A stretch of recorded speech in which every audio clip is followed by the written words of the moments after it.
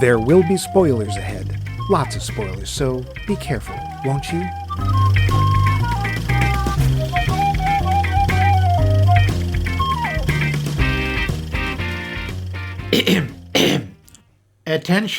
Attention students of Max Mike Movies High.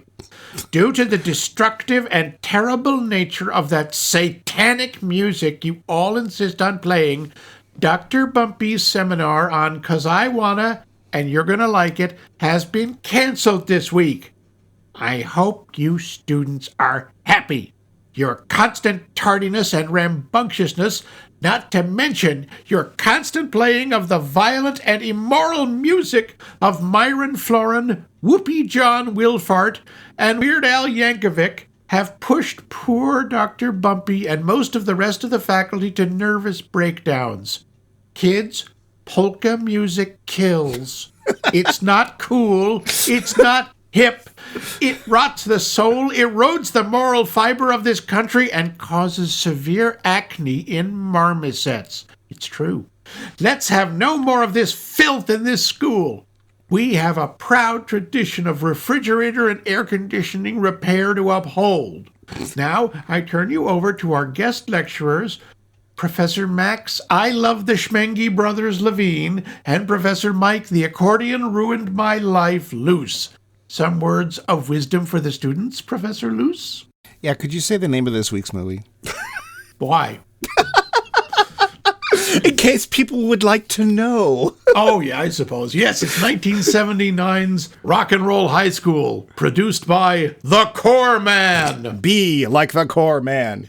Live like the Core Man. Yeah. But before we take into our hearts the teachings of the Core Man, we have our Poll question. Last week, we wanted to know, who is your favorite made-for-film, not adapted from a book, detective? And our first answer this time, we're going to go to that snowy, frost-covered hive of rock and roll depravity, Canada, I guess. You said hive. And Vince. Yes, as I'm breaking out in them. I hope they're wearing their yellow jackets. It's cold up there. I see what you Show's over. We'll never top that. Yay. Vince says Frances McDormand is one of my favorite movie detectives. Oh, yeah. Oh, yeah? Oh, yeah, she's Marge, real good. Marge, I always liked you, Marge. Always liked you, She's Marge. real good. But Inspector Clouseau was for a long time. Really? Okay. I haven't seen any of those films in a while, and I wonder if they hold up or are just nostalgia pieces now. This poll question made me realize how many screen detectives have their origins in books and how few are exclusively made for film. It's true. Well, we like to teach here. Yeah. Yeah, go Clouseau. Especially that racism. That's the best part. Yeah.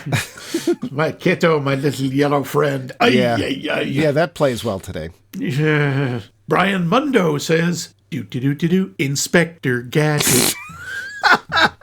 Well, he is always on duty. Did not see that coming, Mad Cat. Next time. And inventor of the crime-fighting tool, the Tatum, Richard Tatum, says, if it's an original idea made for TV or film, then sugar. Oh, yeah. Okay, that's Colin Farrell, right? Yeah. Did you watch that? I watched some of it. He was actually pretty good. Oh, I'm guessing you didn't get far enough to find out about the twist. I probably did not. Oh, no, you didn't. There is a big twist in that show. I don't know if they're going to do another season or not, but it was really interesting. And all I'll say is it's not exactly what you think it is. Oh, okay. Yeah. Brad Albertson, brother of Jack, I guess. Sure. Says Detective Nick Burkhart in the Grimm series. Everything else is like an adaptation. Oh, I don't know that. Oh, I never saw that. I heard good things, though. Dr. Steve Kellner says, That's what he says. No, he doesn't. He does. HM ... It's right there. Columbo and Benoit Blanc. Yeah, there's a team. Wow. That would be weird. Wouldn't that be something? They drive each other insane. Just one more thing. No, I think I have the last word.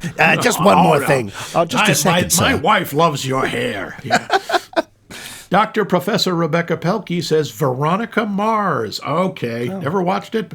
And Tatum Inventing Richards steps in and says, oh, yes, I second Veronica Mars, although I really do dig Sugar. Oh. Oh, honey, honey. Jen Ings says Gene Hunt from Life on Mars and the sequel TV show Ashes to Ashes. No. I swear that's familiar, but I don't know what it is. I don't either, but I love it when they introduce us to new things. So thanks, Jen. Okay, we're going to look into this, Jen. Thank you. Dave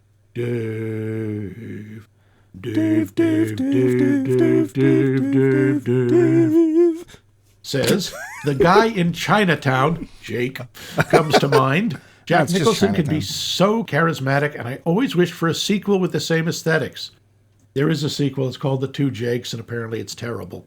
Ah. I liked the clothes and the cars and the use of color in that movie, or at least I remember liking all those things. That's fair. I assume, however, that you're asking because Roger Rabbit is next in your series. Roger Rabbit's not a detective. There was nothing interesting about the detective in that one. Bob Hoskins in a trench coat, was it? Yeah. I certainly agree with the Columbo idea, but I will go with Chinatown. In the last year, I've been watching Elsbeth, I've heard of, haven't seen, also Prodigal Son, both of which were fun sometimes. With TV series, the actual shows have a wide range of quality. Yeah, that's true. The advantage of going with the movies is that it was a one-episode perfect presentation. Oh. Cool. Matt Reisman says, for movies, I think I've got to go with Benoit Blanc. He instantly felt familiar despite being an original character. For TV, it's got to be Sean Spencer from Psych. Oh, I've never seen that. I hear it's really good. Me either. The whole era of USA Network shows was fun. Murder Most Moist. And Psych was one of the best of those shows. Also, great theme song. Nick Hoffman says, Peter Falk, as always. I didn't know Peter Falk was a detective. I thought he was just an actor. Okay. Columbo. Oh. Ethan Curran also chimes in with, I also jumped first to Columbo, instrumental in my love of the genre. Charles Forsyth, Monk. Great stories and performance by the incomparable Tony Shalhoub. Actually, there is only one best answer, Detective Pikachu. That's an adaptation. I think that I'm going to have to vote no. Spins up with, no, wait, Columbo. Yeah. I think we have a real front runner here. Yeah. And we have a fine soft morning from Bealo Lading. Top of the morning, Turalura, Dr. McIntyre. Can't go wrong with Murder, She Wrote's Jessica Fletcher. What? Played by Angela Lansbury. Well, yeah. I vote for Ms. Fletcher because she goes against type. Okay. The classic detectives are off-putting, iconoclastic, and not particularly friendly. Think of the aloof Sherlock Holmes, the fussy Hercule Poirot, and the caustic Miss Marple. Caustic? Really? Okay. Actually, she just doesn't talk much, but okay. Yeah, Fletcher doesn't need to be the classic detective because the writers cleverly position her as a best-selling mystery novel writer. She's already got her street cred. Okay, I don't think being a mystery novel... I'm sorry, Tony Kellner. I don't think being a mystery novel writer really loads you down with street cred. Now, wait, isn't this Bill O'Lading? Yeah. Or I thought you said Tony Kellner. I did. Because she's a mystery author. Who actually is a mystery writer. I have seen her walking on a street before, so she does have street cred. But is she down with the street? Well, she's on it. Yeah. Free from needing to characterize her as having a detective's mind, she's already one. Look at the books on the shelves. Yeah. And free from a husband, he dies prior to the beginning of the series. Who killed him, Jessica? Who? Lansbury is free to portray Fletcher as a charming and kind person, but she's also no dummy. The show is formulaic and predictable, a problem of the mystery genre overall, but it always draws you in. Lansbury is amazing in the role. Her charisma outshines the supporting cast, which came and went over the years. It's hard to imagine another actress single-handedly leading a primetime drama for 12 seasons. My vote goes to Jessica Fletcher from Cabot Cove, the murder capital of New England. Which I still maintain Jessica Fletcher was a serial killer. I mean, everywhere she goes, someone dies. Yeah. I will say, too, I have been to Cabot Cove. It's actually at Universal Studios in California. I will say this. I saw something else about trivia about that show. Apparently, one of the reasons you tended to see, how to put this nicely, less currently hired actors on her show. Has-beens? Well, I wasn't going to say that, but apparently the reason you tended to see them is that she would have them hired so they could keep their health benefits and things like that, so they were still part of the union. Nice. So, and it's nice because she says, Angela I'm going Lansbury's to a help class you. act. I'm going to have you killed. No, it's for a good cause. Yeah. So, wow, Jessica Fletcher. Didn't see that coming. Yep. And we have a call from my favorite femme fatale. Oh, dear. That means dead lady. Doris Empelmeyer. Hello, Max Mike Movies. Hi, Max. This is Doris Empelmeyer here to answer your poll question, what are the detectives you like that are not from books? Well, I am a detective aficionado, as, Max knows. And anyway, so many are from books, and they're great. I'm going to come up with one that's kind of unconventional and kind of silly, but you know what? His movies are wonderful, and I'll watch them over and over again. And I'm going to say Inspector Clouseau from the Pink Panther movies. Definitely not from books. And very funny, for that matter, you could go with Frank Drebin from the Naked Gun movies. We'll throw him in there, too. And then from television show, I just highly recommend. There's a new British show called Ludwig, and that one's really good. David Mitchell is the star of that one. So those are my answers. I hope you guys have a wonderful week. I know there's a lot of snow, so be careful out there, especially you, Max. And I'll see you later. Bye. Huh. Okay, another for Inspector Clouseau. That is two more than I thought we'd have. Yeah. And Frank Drebin. Okay. I mean, have never seen. Yeah. He did actually solve crimes every week. Yeah, but he don't know solved them how. the sort of Maxwell Smart way of just falling into things. Well, but it results. Ludwig, I've never seen. Oh, I like Ludwig. Ludwig Yeah, is it's that rule, that law in Britain that even if you're a comedian, at some point you have to be a detective. And I think that's actually a statute written into the Magna Carta. It is, and David Mitchell is one of the comedians. He shows up on a lot of other British shows like 8 out of 10 Cats and Would I Lie to You and stuff like that. And he's one of those comedians that I'm just like, there's just no way. And he got a show. Huh. And it's actually a pretty cool show. I watched the first season and I liked it, so I get it. Okay, well, very cool answers from all of you. Thank you. Columbo clearly the winner here. What about you, Mike? Who's your favorite non-adapted celluloid detective? Banachek? The Snoop Banachek. Sisters? Oh, no, it's got to be Columbo. I love Columbo. I own the whole series. Even the later ones, which aren't very good, are still Columbo. And I like seeing him make annoying, smart aleck people, have to pay their dues and everything. But he never solves the mystery of what is his first name. Technically, there is an Lieutenant. answer to that. No, there is an answer to that. And it had to do with a screen grab and a zoom in. Apparently, there is one point where he shows his ID. And if you look closely and decipher with, super magic, whatever, hexa beams, apparently his first name is Frank. Okay, yeah, But that works. canonically, he only answers his first name's Lieutenant. So sort of like Spock, we probably couldn't pronounce it. First name's T'Pring. So T'Pring Columbo. But I got to go with Columbo. Okay. I love Benoit Blanc too. And there's probably tons of other people I could pick up. But when I did the question, I was thinking of Columbo. But what about you? Who is your favorite not made for literature detective? Columbo. I'm right there with you. I also like a new one, Cordelia Cupp, from a show called The Residence on Netflix. Now, to be fair, technically the show The Residence is kind of an adaptation of a nonfiction book, but Cordelia Cupp isn't in it. It's a nonfiction book just about the history of the White House and its staff. Oh. And this is like a murder at the way. I think she's a lot of fun. I love the fact that she's a bird watcher and and fanatical about it. Because of how much you like to watch? You don't watch birds. I used to. I was into birds. Real? Well, I think we're going to leave you being into birds off this show.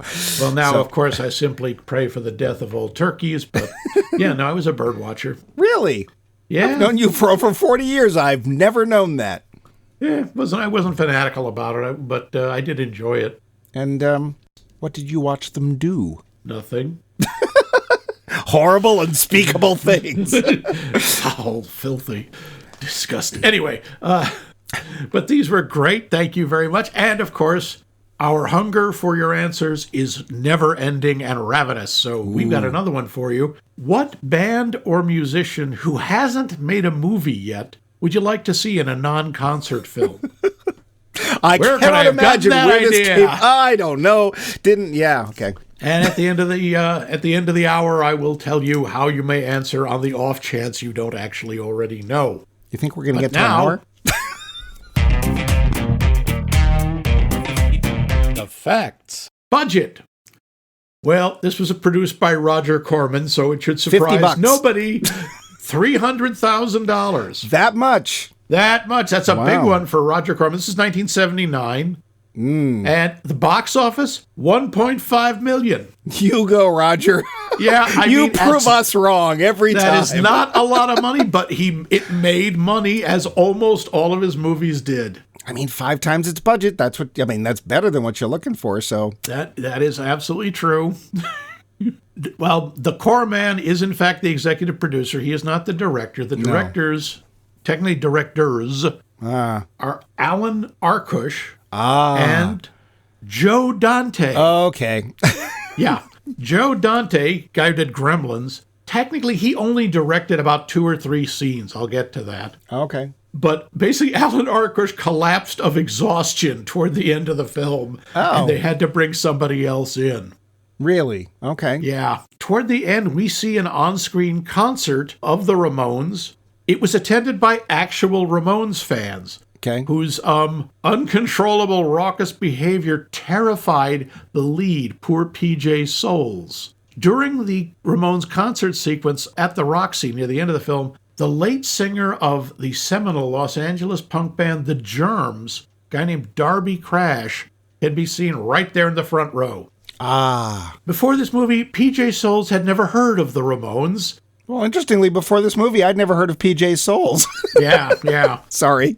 She was given their music to listen to, but said she didn't like it initially, but she had so much fun working with them that she became a fan of theirs. Apparently, she lists this movie as her favorite film ever. Out of 5? She's done a few, mostly we'll get to that. But yeah. Dee Dee Ramone was such a bad actor that while he started out with 7 lines, they cut it to 2. His 2 lines are, "Hey, pizza," and "Hey, pizza, it's great, let's dig in." That scene, according to the Ramones managers, took 30 to 40 takes because he couldn't get the lines right. Yeah. Oh, Dee Dee. Is it any wonder you were replaced? The Ramones were not the first choice for this movie as the musical act. Originally, Todd Rundgren was going to star. Okay. But they couldn't come to any kind of agreement. I think he wanted to be paid more than $20. Yeah, well. Cheap Trick was contacted. Same problem. Then they went over to like Warner Brothers Records. And the first suggestion there was Devo. Oh. But Arkush decided they had too much of their own concept. That's fair. There's actually is a Devo song in the soundtrack, but... Mm-hmm. And they did consider this obscure band called Van Heffelen, Van Halogen, I'm not sure. Might actually but be a better apparently they were considered too raucous and would be difficult to handle.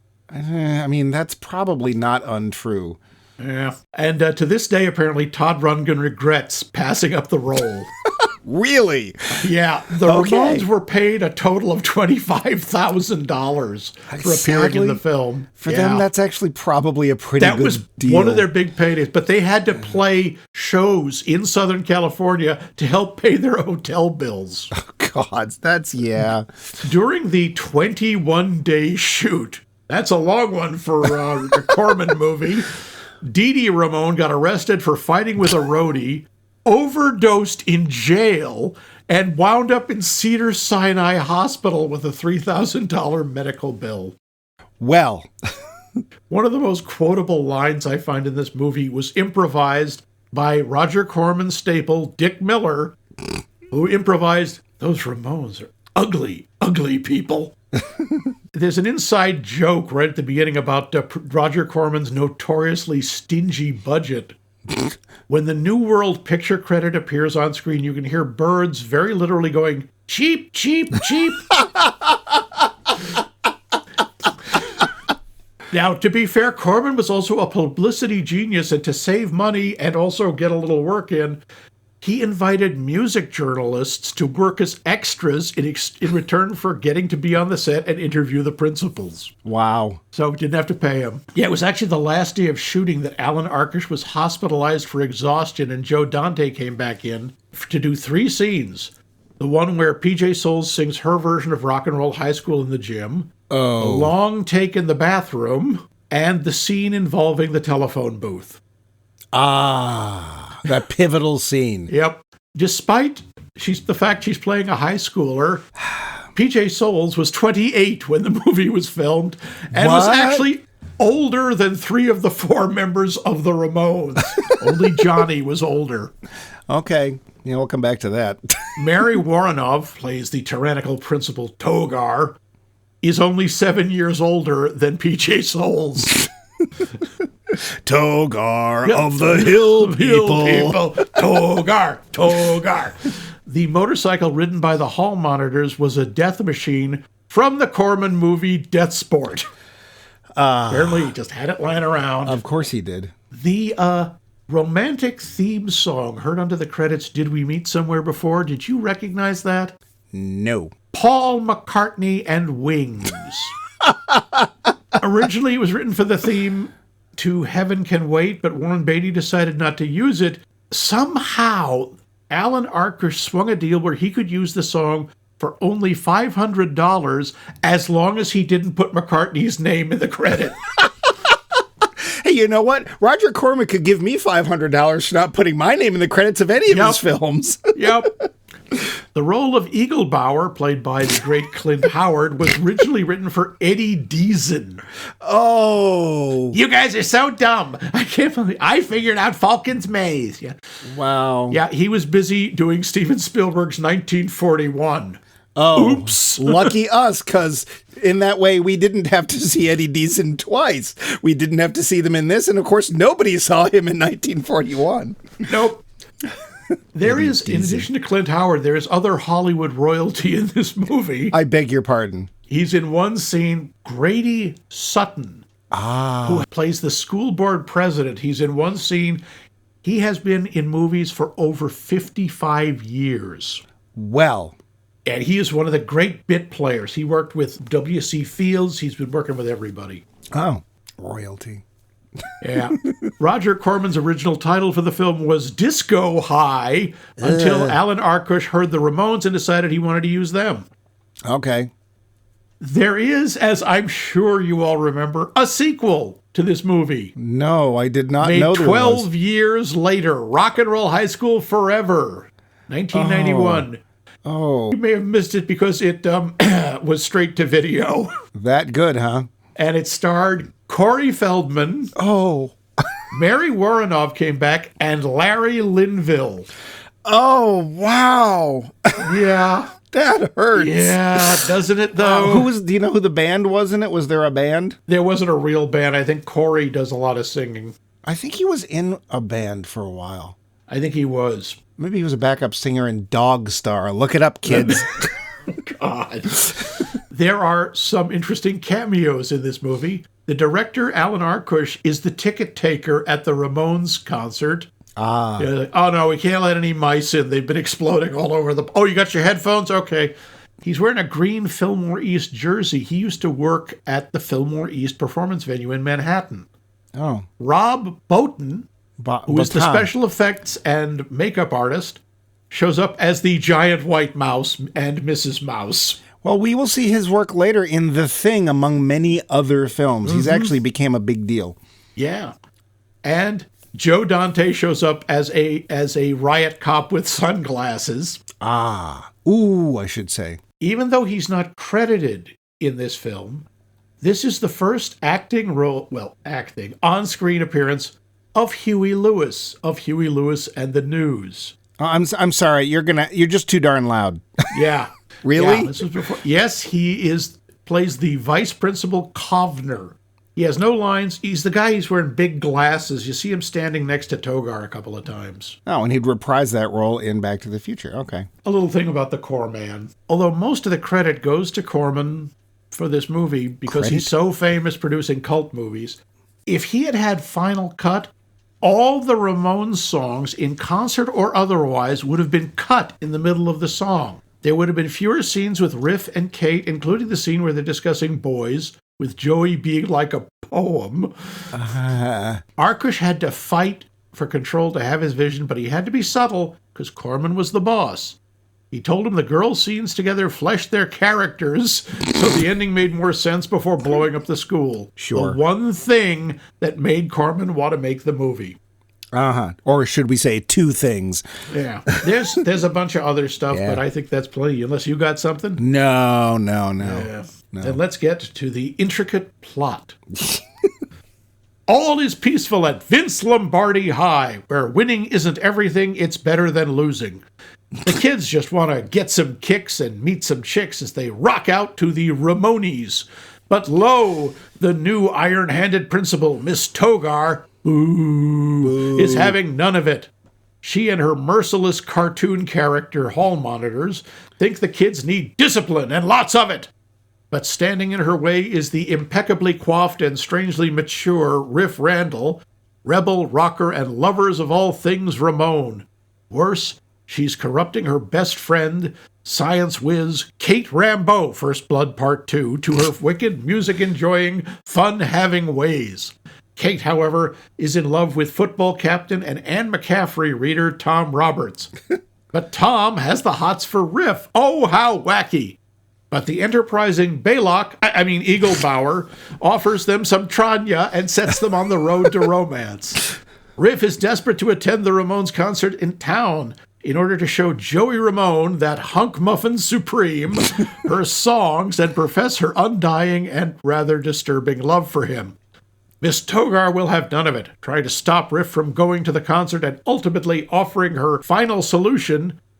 Unfortunate choice of term there, Togar. Burning a bunch of records. Boo. Oh, no! This triggers a full-on student rebellion and impromptu concert, which results in Togar's mental breakdown, innocent cafeteria workers being apple brown bettied, and, of course, mass destruction of public property. Yay! Blowing up taxpayer-funded buildings. Rock on! Gabba gabba hey! We accept you. The film. So, Max, I'm going to take a wild guess that you did not see this in the theater when it came out. No, actually I did. Really? Well, it wasn't the exact year it came out. I think it was the year after. It was some point later when it became the midnight show at a local theater. Not the Harvard Square. No, the Orson Welles. Oh, okay. Yeah, and I saw it there a bunch of times. How about you? Well, I can't remember the exact timeline, but this may have been the first film I ever saw on videotape. Oh, wow. We actually had at our high school, there was a student who was her own version of Riff Randall, except she didn't look like she just fell out of a disco roller skating rink. And she was a huge Ramones fan. She loved the Ramones. And Who are the Ramones?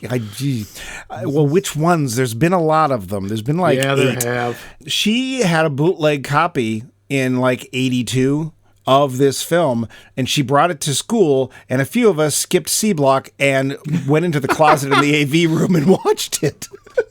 So this was either the first film I saw on video or it was Alien, because a friend of ours, a very common poll question answer on Mr. Charles Forsyth, had how shall I put this, pre-release copy of Alien that we watched at his place. And so, but this may have been the first film I saw on videotape, that new format. So, yeah. What'd you think of it at the time?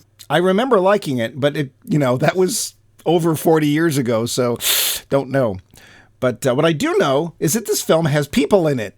Yes, they do. Many people who play parts, and let's talk about them. First off, of course, we have the, I guess, star. PJ, well, she's probably on screen the most, although there are others. PJ Souls, a.k.a. Riff Randall. PJ Souls is a decent actor. We've seen her in, we've seen her in Carrie. We've seen her in a bunch of, she was in the original Halloween. A lot of horror movies. She's not the best choice for the sort of rebellious, nonconformist rocker. Ramones fan. Yeah, that's the other thing. She does not look like a Ramones fan at all. No. Way too clean, way too immaculately presented. I found her borderline annoying. Okay, well, I would have found her annoying if she had more dialogue. There isn't a lot of dialogue in this movie. I think that's the only saving grace of her performance, is she doesn't actually get that much to say. Because she's just bouncing around and she just doesn't feel real. I mean... Not a fan of PJ Souls, no. Okay. I liked her in Stripes, but okay. And then, of course, we have part of the Van Patten Empire, or as they say on Mystery Science Theater, the Van Patten Project.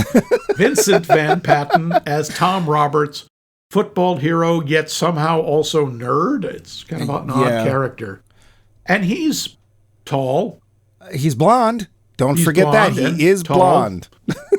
He exists. He's competent. I mean, he's having some fun with it, you can tell. He knows the character is supposed to be a dork. I think he's trying, but it's so against type that he doesn't have any idea how to actually be a nerd or not sure of himself. Because if there's one thing Vince Van Patten is not, and that is unsure of himself. He swaggers, as I think the right word. He swaggers sitting down. Especially in, what is it, Master Ninja. With him and his van and his hamster. So, and somehow his Lee Van Cleef. Yes. Quite honestly, of the Van Patten clan, I don't know that many of them. I hate to say this, but I think Dick Van Patten's a better actor than Vince is. That's not saying a lot, but nope. Yeah. But now we have Hollywood icon Clint Howard.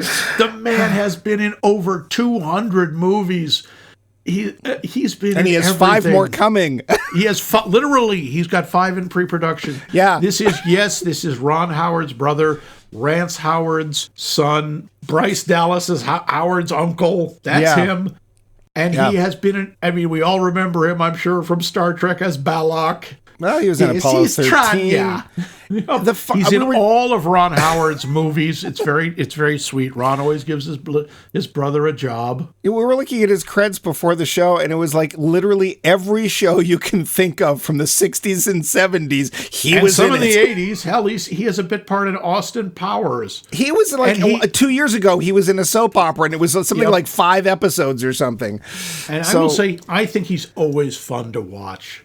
He has a very strange kind of charisma. He is certainly not classically good-looking, shall we say. He's distinctive. Yes, you always know it's Clint Howard. Always. Yes. But I always like to see him. I think he's fun, and there's just something inherently likable about him. I just, he's out there trying, and he's still out there working. You know what? Good for you, Clint. Good for you. We applaud you here at Max Mike Movies. We do. You have a hell of a lot more credits than I will ever have, so good for you. Maybe we should do an entire Clint Howard series. Oh. Wouldn't that be interesting? Max, that's a very interesting idea. I'll write it down. We can call it Here's to Clint. Yep. Oh, I like that. Okay. Wow. Let us know what you think. You would like to see a Clint Howard series? I think that would actually be fun. And we got Day Young, if that really is your name, as Kate Rambo. She didn't exactly go on to do a whole lot. She did do one thing. When I looked, I was like, oh, that was her. Yeah. She is the saleswoman who is rude to Julia Roberts in Pretty Woman. Haven't seen it. Yeah. Which still pisses off Bill O'Lading no end. Yep. She's actually, of the characters, I think she's the most believable. She's also, there's something very charming about her. Yeah. She's also seems like the one who could also almost be a real person. I don't know what a believable real person is doing in a Roger Corman film, but hey. Yeah. I mean, the characters are all supposed to be cartoonish. And he just And this paid brings for us, it. of course, Mary Woronov as Miss Togar. Who's probably one of the best things in the film. I would put her, tied with our next guy, Paul Bartel. But I think Mary Woronov is wonderful. She's given 110%. She's just throwing herself into it. She has to spout out this ridiculous dialogue, and she somehow makes it work. Yeah, but how many times over the years have you and I said, do your parents know your Ramones? So many times. Of course, the answer is probably not, because none of them are actually related to each other. No, and none of them have the last name Ramone. It was Do just you sort know of where a the gimmick. name came from? This is so weird. No, tell us. So apparently, and I didn't know this, before they were the Beatles, but after they were the Quarrymen, the Beatles were known as the Silver Beatles. And for some reason, Paul McCartney billed himself as Paul Ramone without the E. And that's where they got the name for the Ramones. Oh my God. That Isn't is very that weird? That is so obscure and yet very punk rock. She's sort of the Nurse Ratched of the high school set. Yeah, kind of.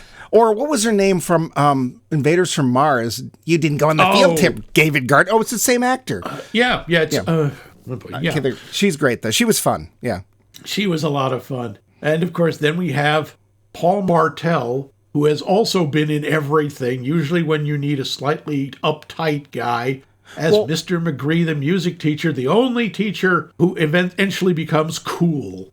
With a K. Such as it is, yeah. He also, along with Mary Woronov and I think two other people in this film, all went on to make a film called Eating Raoul, which I thought was strangely coincidental, but there you go. Odd indeed. Yeah. Right from that great line, which, again, that's another one I quote, who are the Ramones? Yeah. I love that. And he gets hit in the ear with a paper airplane. Ear mail. Yeah. Like, I gotta say, though, as cool as he is, he's no Dick Miller.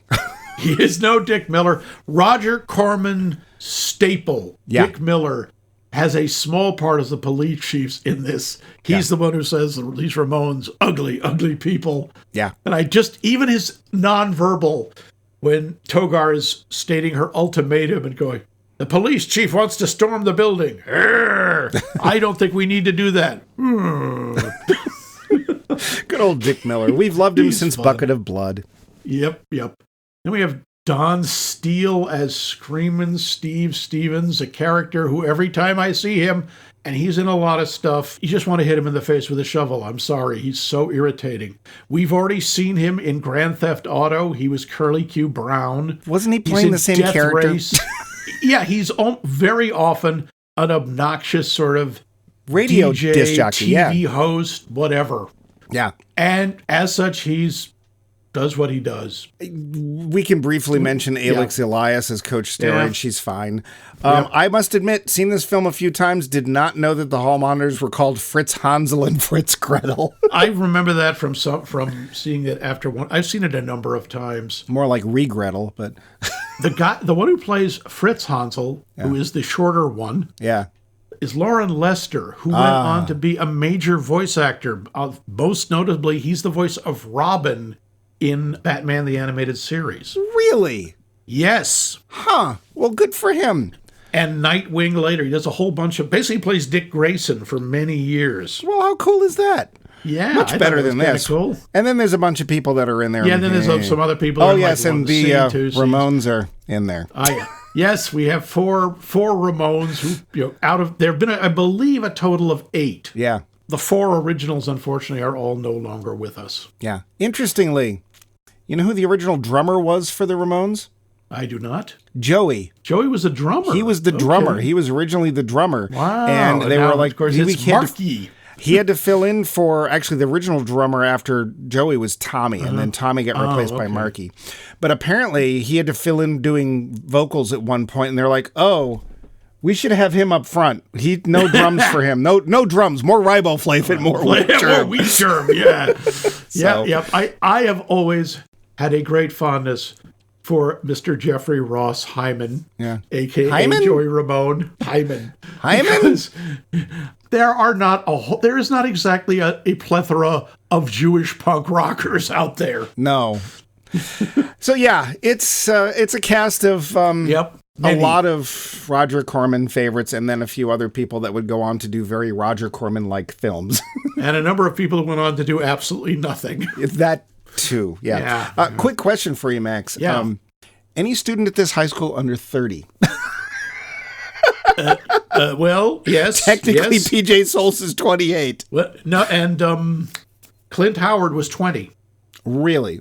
Yeah. Okay. There is nobody of high school age in this high school, I'm pretty sure. Yeah, it suffers from that. We're in the, what was that? There was a big high school show from Disney. I can't remember when it was. Which one? There are a bunch where, yeah. they keep having to shoot them right so you can't see the guys all have bald spots. Or Have you ever been to Zac Efron? Anyway, sorry, I've been to Zac Efron, but I've never been to me. I love in the opening credits, you get all these people, all these people. And then finally it says, and the Ramones. It almost felt like they were looking for that other band up till the last minute. It's like, hey, keep that spray can out to make those credits because we're not sure who's going to be in this thing. Mm-hmm. Yep. It felt to me like, as we open this film, that we're going to get another teen sex comedy. I don't know, did you think? Which is what it's supposed to be, sort of. It's a teen rock and roll movie like the kinds they had in the 50s and 60s, but it's so exaggerated. It's almost a parody of it. Well, it's missing two things to really be a teen sex comedy, and that is teens and sex. Yep. Well, there's a lot of close-ups of production values. Not really, though. Like, you don't there's think a that little gymnasium cleavage. Scene? It's not even like the cameras are like zoomed in. We're not talking Catholic high school girls in trouble here. I think it's more like Catholic high school girls having a nap.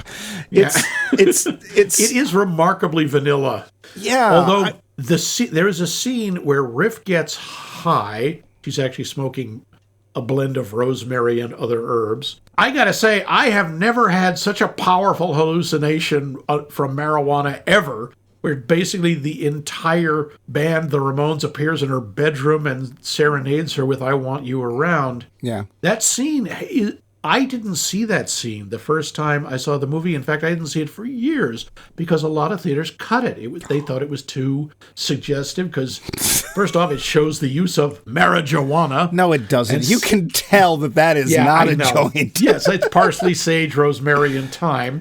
That. But also, you see Riff, from the back anyway, naked, getting into the shower with at least one Ramone who is fully dressed and playing his guitar. Yeah. By the way, I want to know where the Ramones got those magical guitars that can play anywhere without being plugged into anything. I mean, it's punk power, I guess. Yeah, that's sure. it. The power of their rockin', squibbly flabbly doo. Well, I mean, I'm just out of curiosity, are you a Ramones fan? I am. Yeah. I like the Ramones a lot. I have always had a soft spot for them, and I find them just very catchy. And as far as punk music goes, and they were the forerunners, man. They were 1976. They came out with Blitzkrieg Bop, which was like a year, maybe two, after punk hit the scene. They're only a year after when Johnny Rotten and Sid Vicious started up with the Sex Pistols. These guys were punk pioneers, especially in this country. It's funny that people think that because as far as punk goes, they're actually not that punk. I mean, they do covers of old punk rock songs, and honestly, their stuff's not really that angry. But they have that same kind of driving rhythm, the same kind of, use of only 2 or 3 chords. I will say they're not particularly punk in that they're all fairly competent on their instruments. Now, that's just mean. I know. No, and to be fair, the flagship of punk in this country, anyway, the true pioneer has got to be Patti Smith. She was probably the first.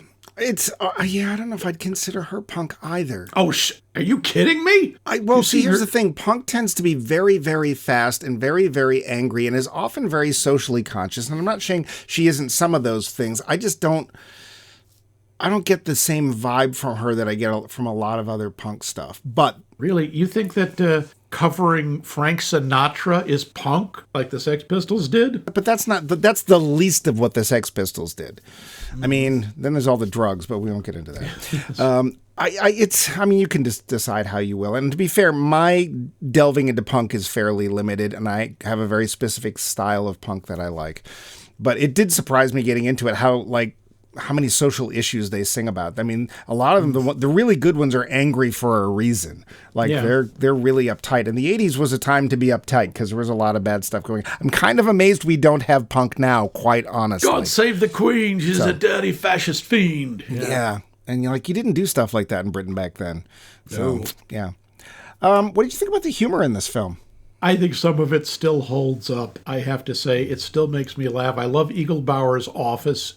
It's in a bathroom stall. Yeah. I like the fact that when Kate walks in, someone yells, "Girl, hide!" And they're all just covering their eyes so they can't see. Right, because she's fully dressed. Yes, but she's a girl in the boys' room. Okay. I like some of it. I still think the hall monitors are pretty funny. I think I liked them better in the 80s. I like the running gag where one of the I think it's Fritz Hansel, keeps accidentally handing what is clearly a love letter to Miss Togard or somebody. So he starts, "My darling Evelyn, how I've longed for the feel of your luscious thighs." Sorry, wrong note. Yeah, he's obviously... I thought the humor was odd, but it tended to fall flat. Like, it didn't really make me laugh. I could see that it was almost like, oh, you underlined this part, so I knew it was funny. Okay, I get it. But I didn't think the humor worked too well. So I thought there were little bits like when we were in Eagle Bauer's office and he's presenting Kate Rambeau as a possibility to Tom. Yeah. And he says, tell him about it, Johnny. That voice is Johnny Gilbert. Okay. The announcer from Jeopardy for 40 years. Don Pardo was the announcer for Jeopardy, not Johnny. He was after Don Pardo left. Don Pardo was the one who was with Art Fleming. Oh, you mean the guy who was with Alex Trebek? Trebek, yeah. Okay. Yeah. I'd have been your father, Trebek, but the dog beat me up the stairs. I forget the rest, but your mother's a whore. Okay. I did think it was really nice that the movie had time to stop twice for a little Native American racism. That was great. Well, which was it besides the scalper? He shows up twice. Oh, he's up twice, yes. Yeah, Scalper is a very clearly white guy dressed as Native American. Yeah. Yeah, that's we haven't pretty seen tacky. Sensitive, deep portrayal of a Native American like this since F Troop. Yeah. I gotta say, there is a scene that I thought was funny, but not for the reasons they wanted me to think it was funny. And there's a scene where Eagle Bauer is trying to teach Tom how to make out in a car. Mm-hmm. Couldn't help but notice that even the sex doll looked bored. Yeah, that was one of the least erotic, vaguely sex scenes you're going to run into. I mean, the only sexy thing was the squeaking of the doll. Like, whenever they touched it, it would squeak. And it's you found that sexy? Well, okay. that's the closest we got, so whatever. Also, I did notice, I don't know if you did the math, but do you know how much it cost to see the Ramones back in 1979? Yes. $10. Their best Ramone tickets were $10. That's it. Holy crap! I know. I'd pay $10 to see the Ramones. Of course, I would absolutely pay more that much. Did you get any hint that Riff Randall was the kind of person who actually liked the Ramones? Nope. Not even a little. No. And not to mention, I got to give PJ Souls credit for when she's talking about, I love Joey because he's tall and handsome. I remember watching this movie at midnight in the Orson Welles, and shall we say some of my fellow patrons may have been sampling various spliffing libations and such, as well as possible herbal remedies. Because right when she says, he's tall and handsome, this guy a few rows ahead of me starts screaming at the top of his lungs, "Ugly! Ugly! Ugly! Ugly!" Whole theater broke up. Wow. I mean, and it's like, it's so sexy when he eats pizza. It's like, no, you're wrong. Well, luckily they didn't, shove us over the edge by letting us actually see him eat pizza, because that would have been too much. Whew. Yeah. They just show his manager shoving wheat germ into his mouth. So weird. No pizza for you, Joe. You got to have more wheat germ, more riboflavin. Yeah. Poor Joey, poor Jeff Hyman. He suffered from a condition, and I can't remember the name of it, what it's called, but it actually involves the lengthening of bones, which is why he was so tall and gangly. It's everything from the finger bones. It can cause really bad curvature of the spine, and it's not treatable, or it's not curable. Yeah. But that's why his build was so odd. Facially, whatever. I have to say this for Riff Randall. At least she likes talking heads. That's all I'll say. Yes, she does.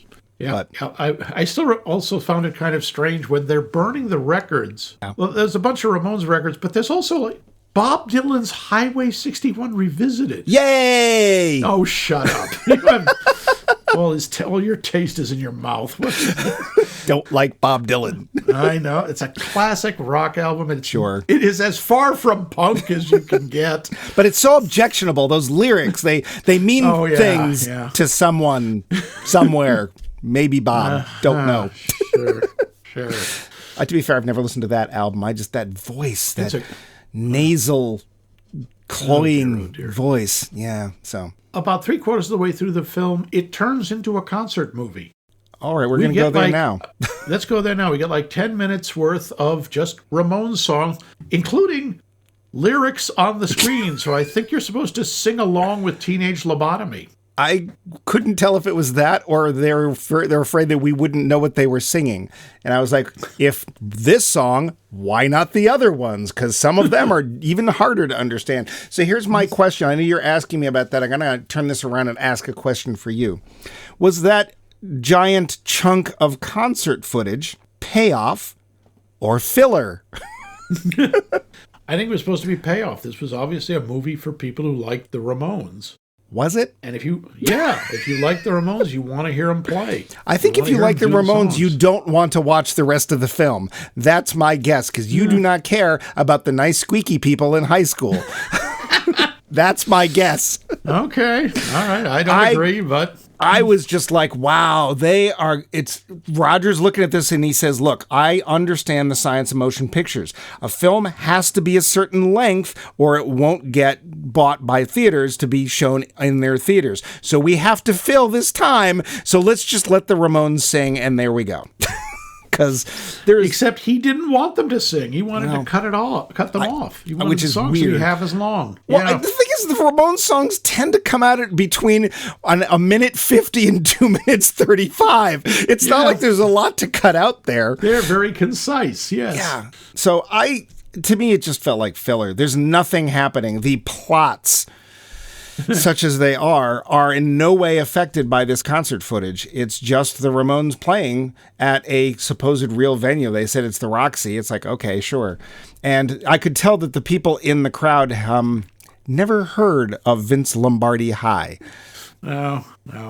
So, I don't know. For me, it was just filler. You obviously think it's payoff? I think so. I think that's supposed to be a high point.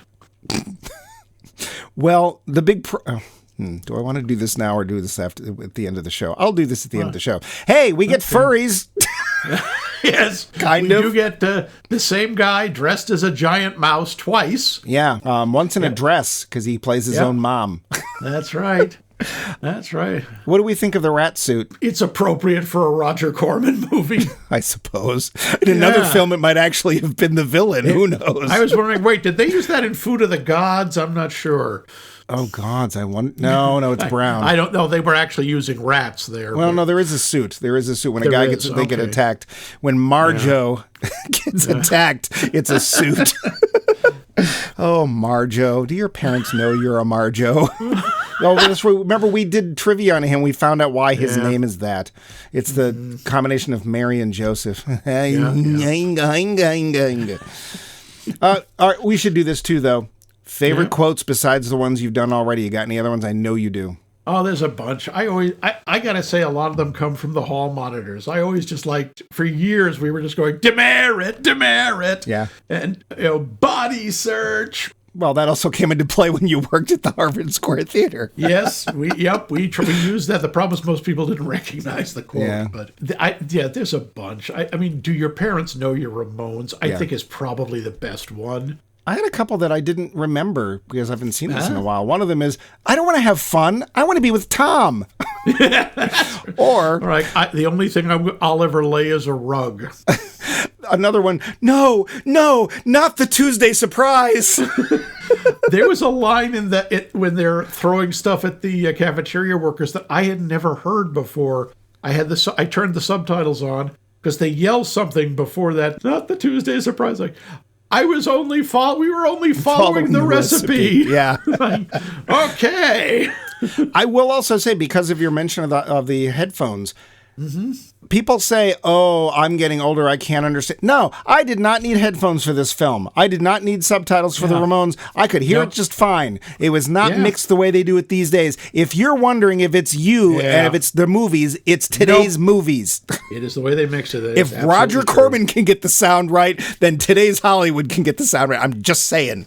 If Roger Corman can make it so you can understand what any of the Ramones are saying, it can't be that hard. Yeah. You know what else isn't hard is us coming to the end of the film, because we're at 56 minutes now, and deciding whether we actually liked the film.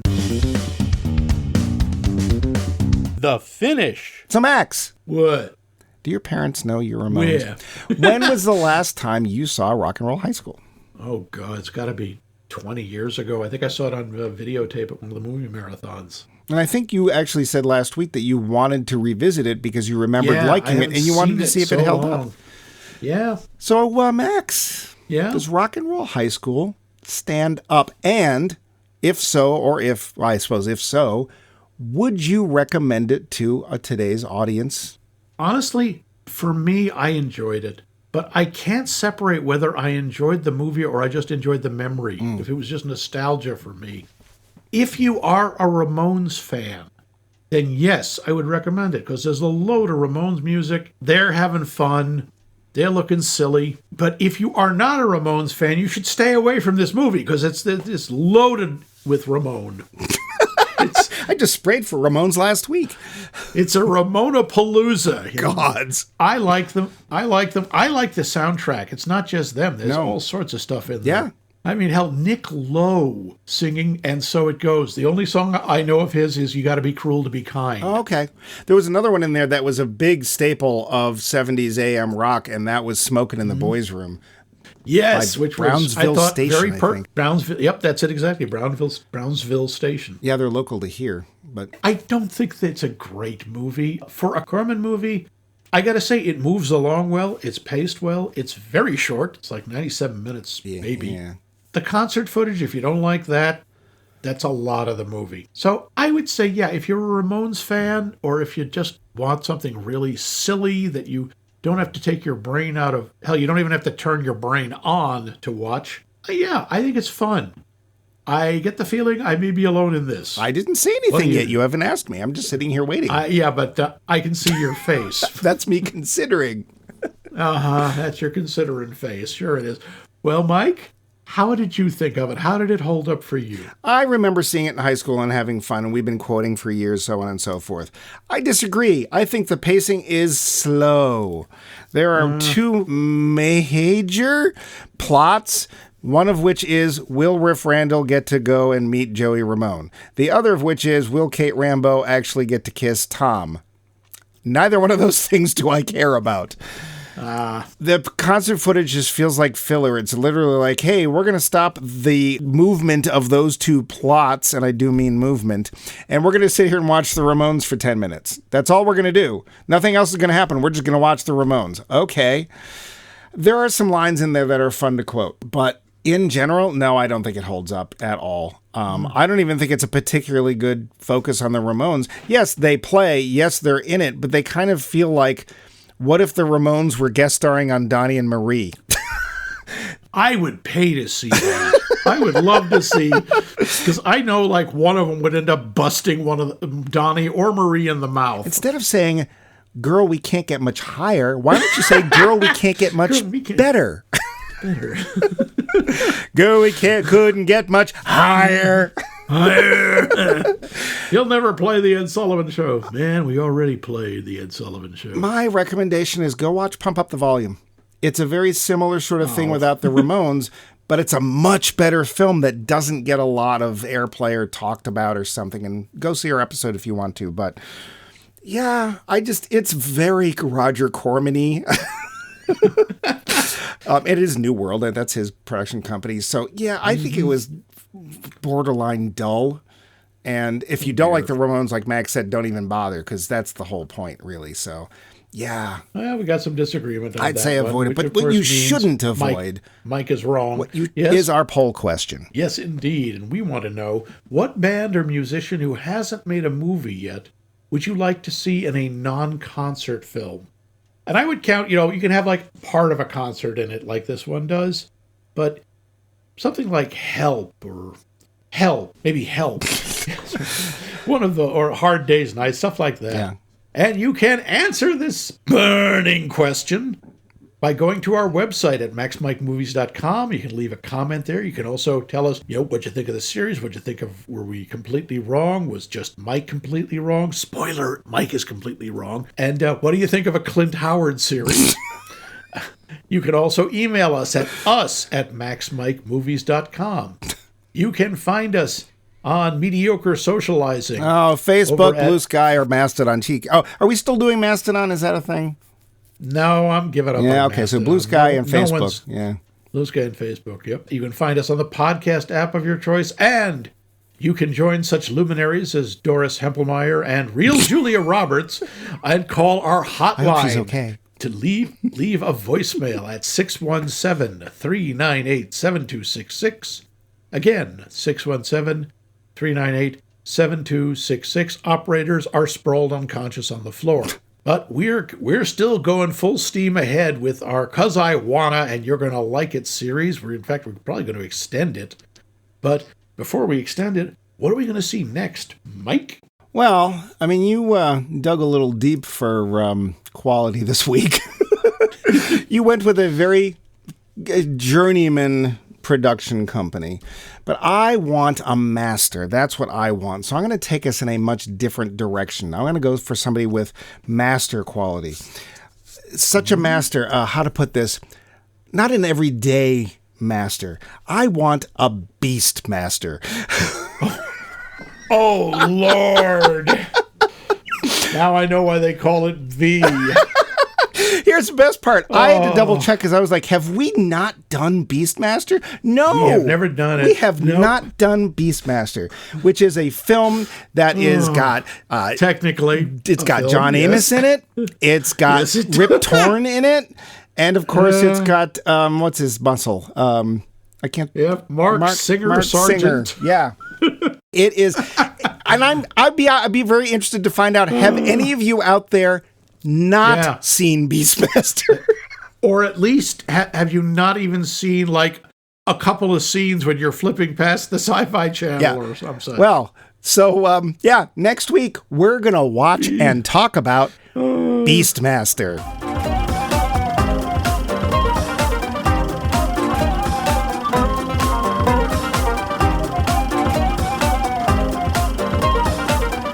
This has been a co-production of The Voice of Max and The Movie Wrench.